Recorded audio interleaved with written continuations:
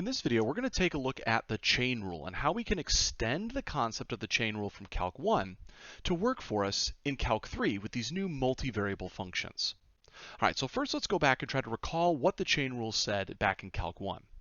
So in Calc 1, we said if we had a function, say like y equals f of x, and inside of that function of f, we were going to go ahead and plug in another function. We're going to have like a composition of functions. As long as f and g were differentiable, then we could calculate the derivative of y with respect to the variable of t by first doing the derivative of y with respect to x, and then multiplying by the derivative of x with respect to t. Okay, this Leibniz notation format is usually a little bit weird, and people felt typically uncomfortable with it back in a Calc 1 class. Instead, we often thought about the chain rule more from this sort of composition notation. So you might recall that back in Calc 1, if you had a function that looked like this, you could calculate its derivative by first doing the derivative of the f and leaving the g of t alone, and then multiplying by the g prime of t afterwards. Notice that this still represents exactly what we have here in the Leibniz notation, but more so using prime notation than this fraction stuff with the dx's, dy's, dt's. So how does this begin to extend to the idea of multivariable functions within Calc 3? So here's what we can say. Suppose that I have a function z that is a function of two variables. It's a differentiable function though, but let's suppose that x and y are two functions that are dependent on t. So if those are differentiable functions of t, then I should be able to calculate the derivative of z with respect to t using what I have here. Okay, notice first off that there's at least a similar structure going on to what we had up above. What I have to start with is a derivative of f, but notice a partial derivative because my function has two inputs. First with respect to x, and then I would have to follow up with the derivative of my x formula. Then I'm going to have to go ahead and add and kind of change what partial derivative I'm starting with.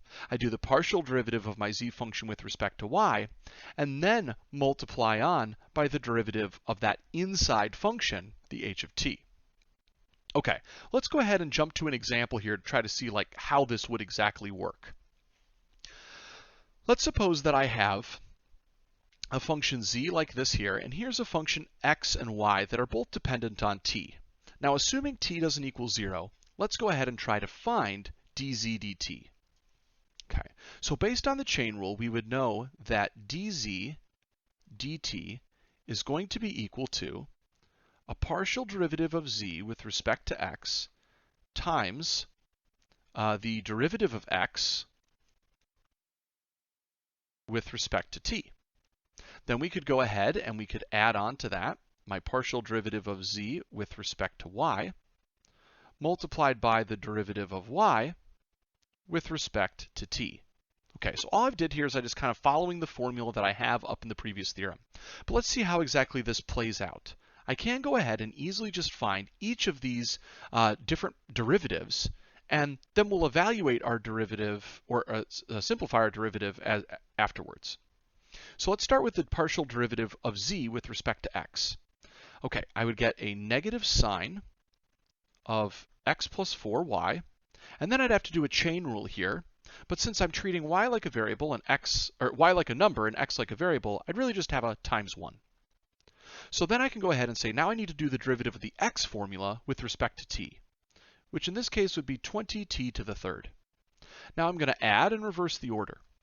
I'm going to take the partial derivative of z, this time with respect to y.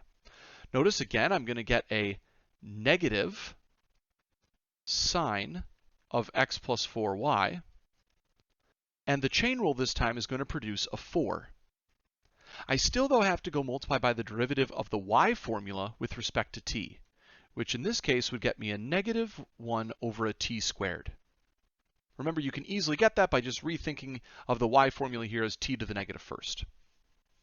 Okay, so if I wanted to, I could simplify this up just a little bit. I could write this as a negative sine of x plus 4y times a 20t to the third. And over here, I could kind of express this as a 4 over a t squared times the sine of x plus 4y. Of course, here the negative multiplied to the other negative is going to create this addition. Okay, so here's the derivative. Now there's a couple things here to note that are kind of weird about this derivative. First off, this derivative contains multiple variables. It contains x's, y's, and t's. And it's totally possible to take like all of your x's and replace all of them with 5t to the fourth, and do 1 over t for all of your y's. And you could then rewrite this entire derivative in terms of t. While that's possible, that will never be necessary. You do not have to do that. Okay? It's totally fine to leave what you have here as a mixture with x's and y's. But another thing that's kind of interesting to notice is that at the start of this problem, if I wanted to, I could have actually taken my formula for x and my formula for y and directly plugged those into z at the start. And like I could have gotten a formula like z equals the cosine of 5t to the fourth plus a 4 over t. And it's easier to see now that, yeah, actually at the beginning, z was really just a single function with a single input variable of t. So I could have taken the derivative just using what I know from Calc 1, right? Because this is just a function with one variable input.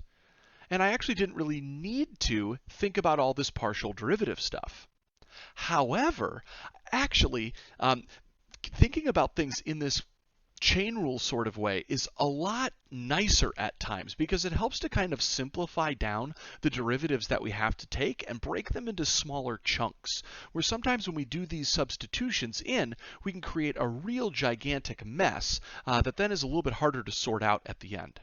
However, if you were to do this and take the derivative here, you should end up exactly with the same result that you have here after just a little bit of manipulation.